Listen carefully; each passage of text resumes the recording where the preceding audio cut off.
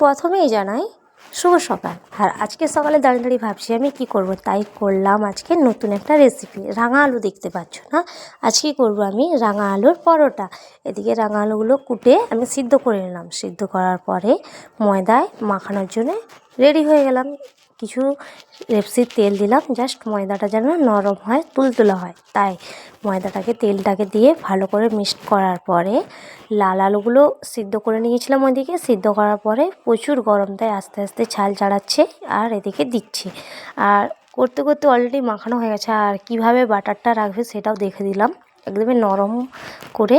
আর এদিকে গোলনাও করে নিলাম, কারণ পরোটা করবো, একটু সময় লাগবে। আর পরোটার জন্য সব কিছু রেডি করে আলু কুটে নিলাম তরকারি করার জন্য, কাবিল ছোলার তরকারি সিদ্ধ করার পর মশলাও কষে নিচ্ছি তরকারি করার জন্য। এদিকে মশলা কষতে কষতে আমার তো মশলা অলরেডি রেডি হয়ে গেল। আর এদিকে মটরটাও দিয়ে দিলাম, কাবিল ছোলাটা দিয়ে এবার কষা শুরু করলাম। আর দিকে তরকারিও ফুটে গেল।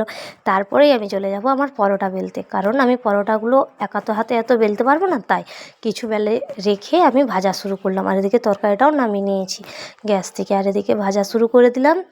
কিছু ভাজা হয়ে যাওয়ার পরেই ভিডিওটা নিজের হাতে করতে হচ্ছে, তো তাই একটু দেরি হলো। আর ভিডিওটা করতে করতে সব কিছু হয়ে যাওয়ার পর আমি খাওয়ার জন্য রেডি হয়ে গেলাম। রাঙা আলুর পরোটা আর তরকারি খুব টেস্টি ছিল, তাই তোমাদেরকে ডাকলাম। আর এদিকে খাওয়ার জন্য আমি রেডি, আর খেয়ে নিলাম। খুব টেস্টি ছিল, তোমাদেরকে ডাকলাম, আসবে কি।